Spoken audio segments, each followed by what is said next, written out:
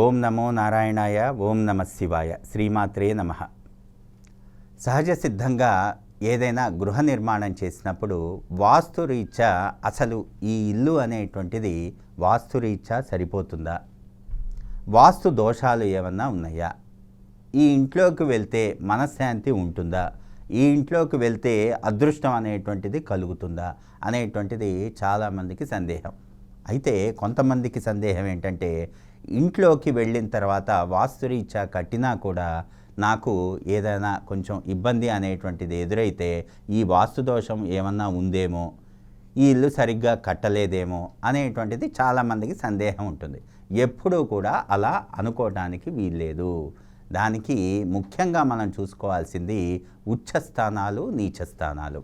అంటే ఎప్పుడూ కూడా ఒక ఇల్లు కట్టినప్పుడు ఉచ్చస్థానాలన్నీ ఓపెన్ ఉన్నాయా లేదా, అంటే ఉచ్చస్థానాల్లో ద్వారబంధాలు కానీ ఆ యొక్క కిటికీలు కానీ ఉన్నాయా లేదా, అదేవిధంగా ద్వారబంధం, ప్రవేశబంధం అనేటువంటిది ఎగ్జాక్ట్గా అధిదేవత దగ్గర, అదృష్ట దేవత దగ్గర ప్లేస్మెంట్ అనేటువంటిది జరిగిందా లేదా అనేటువంటిది ముఖ్యంగా చూసుకోవాలి.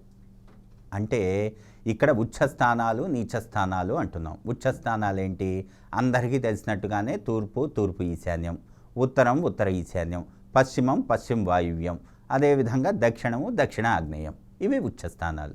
అంటే మనం ఏ రూము తీసుకున్నా కూడా ఆ రూముకి ఆ పర్టికులర్ పొజిషన్లో ఆ దిక్కు నుండి చూసినప్పుడు అక్కడ విండో కానీ ద్వారబంధం కానీ ఉందా లేదా అనేటువంటిది ముఖ్యంగా చూసుకోవాలి. కొన్ని ఇళ్ళు చూస్తూ ఉంటాం, మొత్తం గృహం కడతారు, ఆ యొక్క ద్వారబంధం అనేటువంటిది అధమ స్థానంలో పెడుతూ ఉంటారు. అధమ స్థానం అంటే ఏంటి, తూర్పు ఆగ్నేయం ఆ పర్టికులర్ రూమ్కి, లేకపోతే ఉత్తర వాయువ్యం, లేకపోతే పశ్చిమ నైరుతి, లేకపోతే దక్షిణ నైరుతి. అంటే ఇవన్నీ ఎందుకు చెప్తున్నాము అంటే, ఇల్లు ఎంత అద్భుతంగా కట్టినా కూడా ద్వారబంధాల ప్లేస్మెంటు, పొజిషనింగ్ అనేటువంటిది కరెక్ట్గా లేకపోతే ఆ ఇంట నెగిటివ్ ఎనర్జీ, నెగిటివ్ ఆరా అనేటువంటిది క్రియేట్ అవుతుంది అంటంలో ఎంత మాత్రం సందేహం లేదు. అంటే మనం తీసుకునేటువంటి దిక్కులు ఎలా అయితే 4 ఉన్నాయో, డైరెక్షన్స్ కూడా అదే విధంగా ఆ యొక్క స్థలం డయాగనల్ ఇంటర్సెక్షన్ పాయింట్, అంటే మనం స్థల గర్భం నుండి ఎప్పుడైతే చూస్తామో 16 డైరెక్షన్లు ఉంటాయి. ఈ 16 డైరెక్షన్లు రైట్ పొజిషన్లో రైట్ యాక్టివిటీస్ అనేటువంటివి జాగ్రత్తగా పెట్టుకోవాలి. అంటే తూర్పు ఈశాన్యం, ఉత్తర ఈశాన్యం, ఉత్తర వాయువ్యం, తర్వాత పశ్చిమ వాయువ్యం, పశ్చిమ నైరుతి, దక్షిణ నైరుతి, దక్షిణ ఆగ్నేయం, తూర్పు ఆగ్నేయం, తూర్పు. ఇలా 16 డైరెక్షన్లు కూడా మనం మొట్టమొదటిగా ఆ ఇంటిలో మార్క్ చేసుకోవాలి. మార్క్ చేసుకొని అందులో ఉచ్చస్థానాలు ఎక్కడున్నాయి, నీచ స్థానాలు ఎక్కడున్నాయి, అదేవిధంగా ఈ 16 డైరెక్షన్లు అన్నాగా 360 డిగ్రీలు, ఈ 360 డిగ్రీలు బై 16 అంటే 22 డిగ్రీల 50 నిమిషాలు.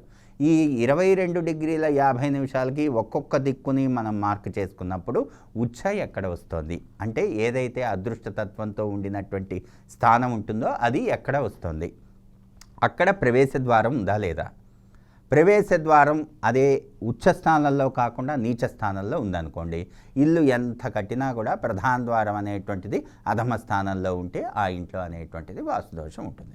కాబట్టి ఈ యొక్క డైరెక్షన్స్ అన్నీ కూడా ప్లేస్ చేసుకుని, అదేవిధంగా ఏకస్థితి ద్వారా 81 భాగాలు చేసి చుట్టూ పిశాచ స్థలం వదలపడిందా లేదా, అంటే పిశాచ స్థలం అని ఎందుకన్నాను అంటే, మనం ఎప్పుడైనా 81 భాగాలు చేసినప్పుడు చుట్టూ ఉండేటువంటి ఆ యొక్క భాగాలన్నీ కూడా పిశాచ స్థలము అంటారు.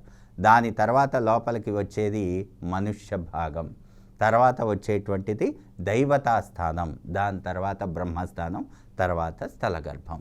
ఇలా మొత్తం కూడా 81 భాగాల్లో ఏది ఏ స్థానమో మనం చూసుకొని ఆ యొక్క స్థానాల్లో అవి ఉన్నాయా లేదా, రైట్ పొజిషన్లో రైట్ యాక్టివిటీస్ ఉన్నాయా లేదా అనేటువంటిది పూర్తిగా చూసుకొని మనం ఆ యొక్క గృహంలో వాస్తుదోషం ఏమైనా ఉందా, ఆ వాస్తు దోషాన్ని ఏ విధంగా సవరణ చేయొచ్చు అనేటువంటిది ముఖ్యంగా తెలుసుకోవచ్చు. అదేవిధంగా ఈ యొక్క స్థలం డయాగనల్ లైన్స్ అంటున్నాగా, అంటే నైరుతి మూల నుండి ఈశాన్యానికి, వాయువ్యం మూల నుండి ఆగ్నేయానికి ఎప్పుడైతే డయాగనల్ లైన్ తీసుకుంటామో ఆ డయాగనల్ లైన్ ఇంటర్సెక్షన్ పాయింట్ అనేటువంటిది గృహంలోకి రావాలి. చాలామంది తెలియకుండా గృహం అనేటువంటిది ముందంతా స్థలం వదిలిపెట్టుకుని ఎక్కడో వెనక్కి కట్టుకుంటున్నారు. తద్వారా ఏమవుతుంది, ఈ యొక్క స్థల గర్భము అనేటువంటిది గృహంలోకి రావట్లేదు. దానివల్ల ఏమవుతుంది, ఆ ఇల్లు అనేటువంటిది గృహబలము అనేటువంటిది కోల్పోతుంది.